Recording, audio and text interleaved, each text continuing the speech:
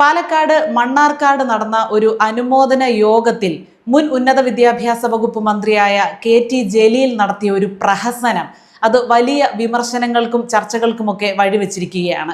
എനിക്കൊന്നും മനസ്സിലായില്ല. തെറ്റ് സംഭവിക്കുന്ന കുട്ടിയെ അടുത്ത് വിളിച്ച് അതിന്റെ ചെവിയിൽ നുള്ളുന്നുണ്ട്, കുട്ടികളെ പരസ്യമായി ശകാരിക്കുന്നുണ്ട്, പരിഹസിക്കുന്നുണ്ട്, കുട്ടികളോട് അതെന്താണ് ഇതെന്താണെന്നൊക്കെ എഴുന്നേറ്റ് നിർത്തി ചോദിക്കുന്നുണ്ട്. രവി കുലാർന്നായിരിക്കുന്നത്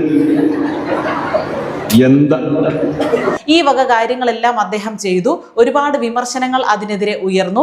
അദ്ദേഹം അതിന് ന്യായീകരണവുമായിട്ട് വന്നു. അദ്ദേഹം പറഞ്ഞത്, എനിക്ക് കുട്ടികളെ കാണുമ്പോൾ എന്നിലെ പൊതുപ്രവർത്തകനല്ല, ആദ്യം ഉണരുന്നത് എന്നിലെ അധ്യാപകനാണെന്നാണ്. ഇതൊന്നും നമുക്ക് പുത്തരിയല്ലെന്ന് അവർക്ക് തോന്നണം, എന്നാലേ കുറച്ച് വില ഉണ്ടാവും. 12 വർഷത്തോളം കാലം ഞാൻ കോളേജ് അധ്യാപകനായിരുന്നു, ഈ ഉള്ളവനൊരു കോളേജ് അധ്യാപകനായിരുന്നു, അപ്പൊ അതിൻ്റെയൊക്കെ ഒരു ഹാങ് ഓവർ ആയിരിക്കാം ചിലപ്പോൾ എന്ന രീതിയിലാണ് അദ്ദേഹം അതിനെ ന്യായീകരിച്ചത്.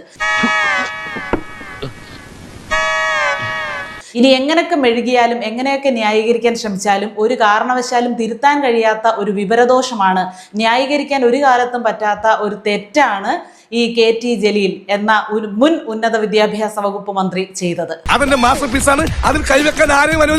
കുട്ടികളോട് പോയിരുന്ന് പഠിക്കട എന്ന് ഉറച്ചു പറഞ്ഞതിന്റെ പേരിൽ കഥ കടച്ച് ജീവൻ ഒടുക്കിയ വാർത്തകളൊക്കെ നമ്മൾ കേട്ടിട്ടുണ്ട്. അങ്ങനെ റിയാക്ട് ചെയ്യുന്ന ഒരു ജനറേഷനാണ്.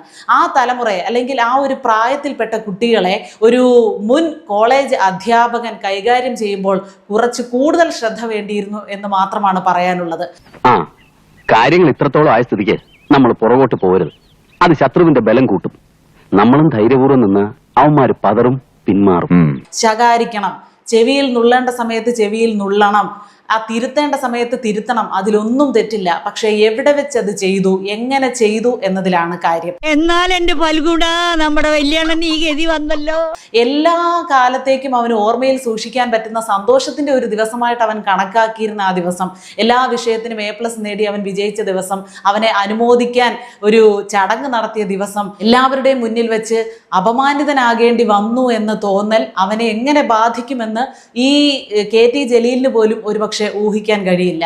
അവനെ എങ്ങനെയായിരുന്നു ശകാരിക്കേണ്ടത്, എങ്ങനെയായിരുന്നു തിരുത്തേണ്ടത്, എങ്ങനെയായിരുന്നു ചെവിയിൽ നുള്ളേണ്ടത്?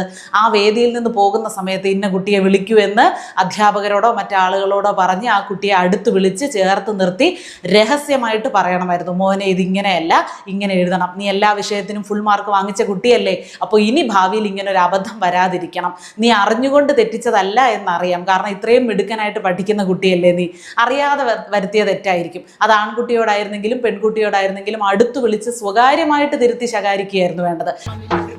എന്റെ ദൗത്യം കഴിഞ്ഞു.